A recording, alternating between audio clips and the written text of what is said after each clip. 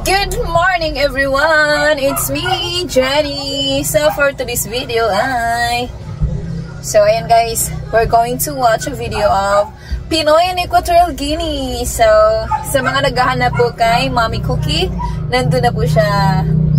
Siguro, I'm sure napanood din yan. So, kanina, pagising ko is pinanood ko yung una niyang video. So, tapos na akong manood sa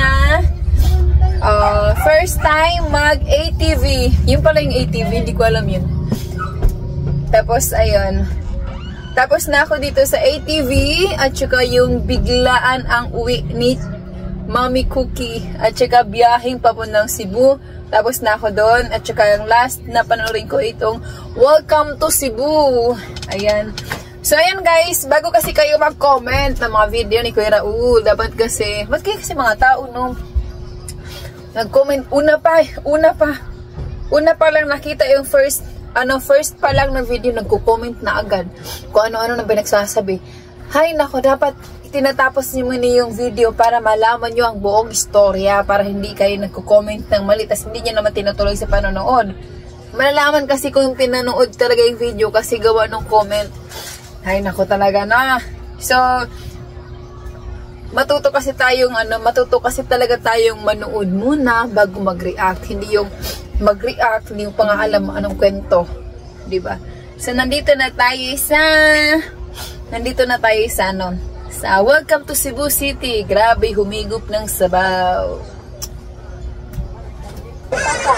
Ano po? Squid yung malaki. Squid yung malaki. 95. Pabili nito. Giant squid to. Esto lang, grande esto.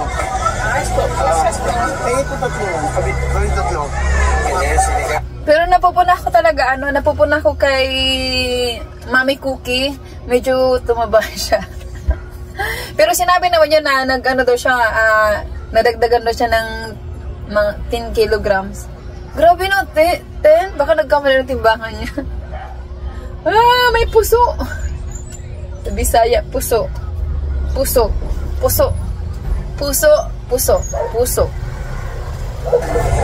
Hindi ko rin po alam. Puso.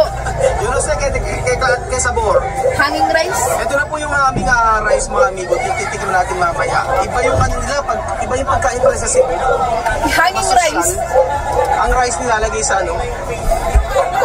Sikat yan sa amin sa Leyte. Ng sagi. Ay, ng buko. Mami Cookie, después comer con así. Tiene esto. Sa barbecuehan sila. Picante. Así. So ito na po mga amigo ang ating in-order na pagkain. Tinola raw po Tinola po yan, lapu-lapu po yan. May tinola palang lapu-lapu. Kasi ang tinola po sa amin mga amigo, manok lang. Manok lang po sa amin kuya Sa Bisaya kasi guys, kaming mga Bisaya, kasi Bisaya ko, ang tawag namin sa sinabawang isda, tinola talaga. Pero dito kasi sa Maynila, ang tinola is merong papaya or merong sayote, tapos manok. Manok ang tinola dito sa Maynila. Pero sa amin kasi sa Bisaya is tinola namin isda ang tinitinola namin. Pero ang titinola din naman kami ng ng manok.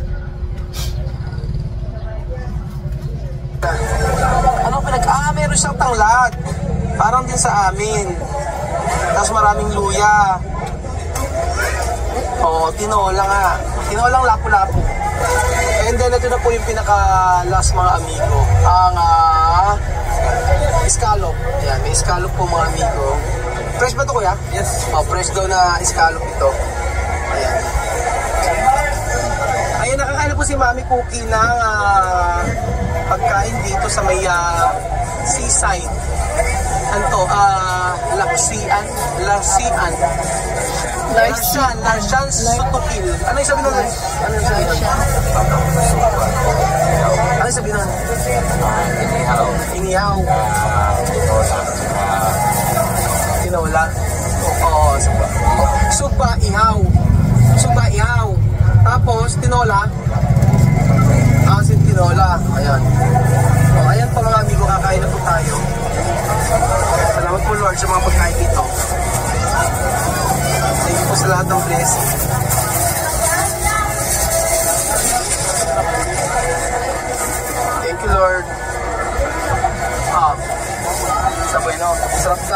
Ito kinain ni Mami Cookie, ito. Ano ba ang lasa? Pero mukhang mukhang napapagod na. Napapagod na. Pagod sa biyahe si Mami Cookie. Hindi siya matamis, masarap. Ayaw kasi minsan nilagyan ng asukal eh. Hindi naman masarap, hindi siya matamis. Ito, hindi siya matamis. Pero alam niya guys, masasabi ko, si Kuya Raul, ang sipag din niya, no? Isipin mo, bit-bit niya lahat ng gamit ni Mami Cookie, nag-video pa siya. Ang hirap kayang gawin yun. Mahirap yung bibit-bit ka, tapos nag-video. Kaya nga ako, pag bibiyahe ako, hindi talaga ako nakaka-video madalas pag wala yung kapatid ko. Kasi ang hirap, may bit-bit ka, tapos bibidyo ka. Mahirap yun. Mahirap yun para sa kanya. Ang tiyaga ni Kuya Raul. Pero alam nyo guys, sa ginagawa niya, stressful kaya yan. Kasi isipin nyo, marami siyang viewers, kumikita siya, pero yung stress kasi, hindi kasi talaga yun mababayaran yung stress. Ang hirap, lalo na tapos makakatanggap ka pa ng mga negative na comment. Pero good thing naman yung merong mga nang babash, kasi kapag merong nang babash, ibig sabihin talaga is yun, lumalago ka na talaga. Kasi wala namang kasing walang maninira sa'yo, walang magtatry na sisirain ka kung hindi ka lumalago. Nakikita talaga siguro na si Kuya Raul is umaangat talaga yung channel niya. Umaangat kasi talaga yung channel niya, gawa nung ang dami niyang tinutulungan, at saka gawa nung gusto talaga niyang tulungan yung isang pamilya, kaya lumago talaga yung channel niya dahil dun. At saka dahil din sa sipag niya. Diba? Kasi kung hindi rin naman siya masipag, hindi rin naman niya magagawa yan. Ambre! Ambre! Gutom na si Mami Cookie. Pero hindi pa kami namin. Tawag. Diyan naman, paano buksan to? Ayan, bubuksan daw. Paano? Ayan. Turo mo pa paano binubuksan yung kanin dito. Kasi yung kanin sa amin, isasaing na. Ano yun? Hinihiwa yung sa gitna eh. Ayun! Ginaganon. May hiwa yung sa gitna. Tapos ginaganon yung hanging rice. Diferente, no? Tiene estilo. Thank you. Naka-ano na pala siya, nakahiwa. Pero masarap po yung kanilang ito. Hindi siya matamis, sabi ko nga po. Yung hanging rice naman, kapag ganun, madali siyang baunin, isang kuha lang, tsaka hindi mo na kailangan ilagay sa Tupperware, lagay mo lang sa plastic, okay na. So, maganda talaga yung naka-hanging rice, pambaon din. Kasi ginagawa din namin yan pagka bumibiyahe kami. Dati, nung nagbabas pa kami ngayon, kasi aeroplano na kami, kasi masyado kasi talagang mahaba biyahe sa amin from Manila to Leyte is 26 to 28 hours biyahe. Samantala kapag ka nag-aeroplano ka, ngayon ka alis, maming hapon, nandun ka na sa bahay. Riquísimo, no? Sarap. Sobrang sarap ito, Dulce, no? Está bueno. Sarap.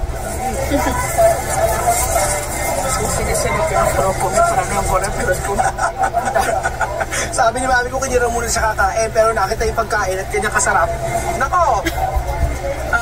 Gusto niya kumain. Medyo naman ba't mura? Ito. Mura. No, mura lang. Alam nyo lahat ito, Money Supply. Alam nyo magkano po ang presyo nito? 180 po. 180 lang po. Riquísimo, no? Sobrang sarap.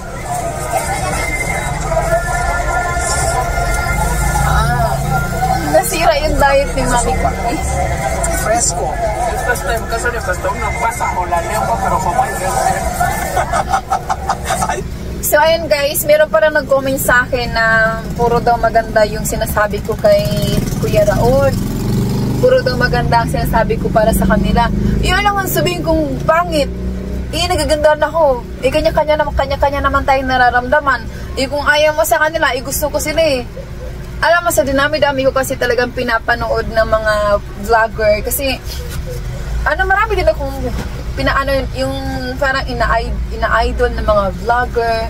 Gaya ni Ivana, Alex Gonzaga, Mga ganun, pinapanood ko yan. Pero hindi talaga ako kagaya nito na na-attach ako dun sa family na yun. Family nila. Hindi naman kasi, hindi naman ako basta-basta talaga. Diyos ko, ang tagal ko nang gumagawa ng video ha. Ang tagal ko nang gumagawa ng video. Hindi nga lang viewable, pero okay lang na. Masaya na ako sa ginagawa ko. Pero ito talaga is na-attach talaga ako dito. Tapos nag-comment sa akin na maganda rin na yung comment ko kasi yung viewers ko naman daw galing daw sa Pinoy Equatorial Guinea. Hello!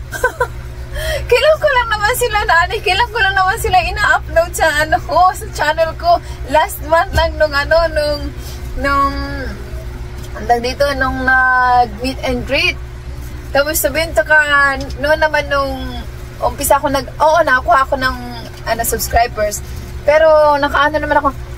Meron na akong subscribers na 19,500 nung 19,400 nung in-upload, bago ko in-upload yung nag-meet and greet. Yun. Pero para sabihin na hindi At saka, kahit ano pang sabihin nyo guys, kahit ano pang sabihin ninyo, wala kayong pake sa akin. Kasi gusto ko talaga sila. Bakit ba? Pinapanood ko talaga ang video nila. Akala nyo, lang yung parang inaano ko lang kasi gusto ko lang magka-views. Hindi ayun, naka-ano yun red yan, ano yan? Alam nyo lang. Naka-ano yun, red yan. Pinapanood ko yan, red yan. Ano ka? Sabihin mo sa akin. Sabihin mo sa akin. Kasi lang, huwag kayong ganyan. Kasi kahit anong sabihin nyo, pinapanood ko yan. Char. Naka-red talaga yan, Red yan. Red, Naka-ano yan, red yan, Wag mo akong anuhin, Nanonood ako niyan, tsaka walang skip yan, Galit nyo ako. Ayan, so guys, sa mga lahat pong naghahanap kay Mami Cookie, nandyan na sila. Char. So, ayun guys, sa mga hindi pa po nakasubscribe kay Pinoy Equatorial Guinea at saka 5 Filipino, mag-subscribe na kayo, manood na kayo para happy ang lahat. Kasi, like I said, matutuwa na kayo, ma-inspired pa kayo, tapos nakakatulong pa kayo sa mga bata. Mga batang mag-aaral dito sa Pilipinas. At hindi lang sa mga bata na pag-aaralin niya sa Pilipinas, kundi pati rin sa mga anak ni Kuya Raul. Kasi meron din naman 2 anak si Kuya Raul. So, bali, ang anak ni Kuya Raul ngayon ay 7 na. 7 na yung pag-aaralin niya sa Wesleyan. Wesleyan? Hindi ko lang para i-pronounce yung Wesleyan. Bisaya kasi ako, wag kayong Wesleyan University, o diba? Isipin nyo, from nakapaa sa Equatorial Guinea, pupunta sa Pilipinas, nakasapatos na, nakachinelas na, magandang bahay na tinitiran, papasok sa university. Wow, huwag kayo dyan. Sinong kilala nyo na ganyan? Si Kuya Raul lang. Kaya, huwag kayo. So, ayan lang po for today. Sinashare ko lang sa inyo yung nararamdaman ko kasi naiinis talaga ako sa nag-comment na yun. Minsan, binuburan ko yung comment kasi nakakainis talaga Pero minsan hinayaan ko na lang kasi doon sila masaya. Malaya naman tayo na ilalabas kung anong nararamdaman natin. Tsaka may kanya-kanya naman talaga tayong feelings. Char, sana may feelings. So, ayan, na-notice pala ako kahapon ni Kuya Raul. Thank you so much. Inaabangan ko yung mag 1 million na siya. Tsaka inaabangan ko yung mag-start na mag-Tagalog sila Misma, sila Vivian, sila Amir, si Sophie, si Sofia, si Sophie, si Alima. Inaabangan kong mag-Tagalog na sila. So, sa mga nag-iisip bakit malungkot si Chamame, siguro may sarili siyang dahilan. Pero I'm sure naman na maging okay rin yun kung ano man ang dahilan nila. Huwag tayong huwag tayong magko-comment ng hindi maganda kasi hindi natin alam na nakakasakit na rin tayo dun sa kay Kuya Raul. So, ayan. Maging positive na lang tayong lahat. Okay, so bye for now. See you on my next vlog. Bye! Sinungaling ko si Mami Cookie, sabihan niyo kakain. yung 10 kilos ko na yung tinimbang ko, yung dinagdag niya sa timbang, ayan, ayun, may kisi mo daw, todo presko.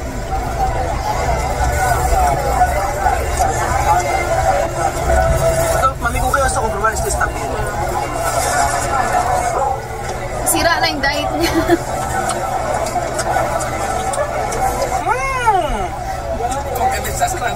Riquísimo!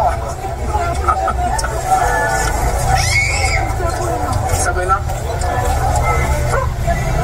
Pero todo comida, donde tú quieres? ¿Cuál tú quieres? ¿Salop? ¿Soda? Esto. Pero esto, calamar también, calamar grande. Ito calamar también grande. Esto calamar pequeño. Ayan, ito yung maliit na calamar. Wala siyang prutas.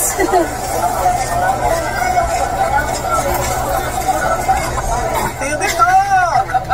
Mira, tía Cookie! Tío Victor! Comer mucho!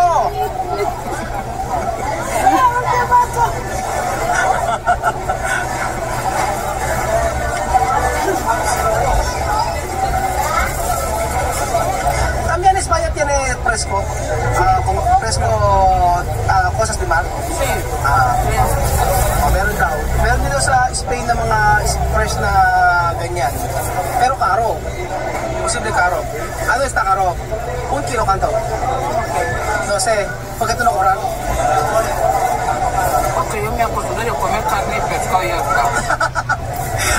Akala ko, ano kaugulian daw niya kainin? Isda at saka karne lang. Salado también. Saka salad. Lo tenemos ahí, me da pereza de limpiarlo. Bumili kasi si Mami Cookie nito. Bumili si Mami Cookie nito pusit. Hindi pa niya nailuluto. Yan ang pwede. Siempre voy a dormir. Busog si Mami Cookie! Busog! Pero may ito siyang kanin, mahina. Bubos. Kahit medyo lumaki yung braso niya, no? Halit ng bewang niya. Parang ako. Mira, 10 kilos mas. Salamat po mga amigo sa panonood ng video na ito at bukas po muli magkita-kita po tayo. At antayin niyo po ang city tour natin kasama si Tia Cookie, Africana! Africana! In Cebu. Salamat po mga amigo. Bye! Bye! So, sa mga gustong manood guys, manood na kayo ngayon. Sa mga hindi pa nakakilala, ngayon kilalanin nyo na. Sa mga hindi pa nakasubscribe, mag-subscribe na kayo sa kanya. Bye!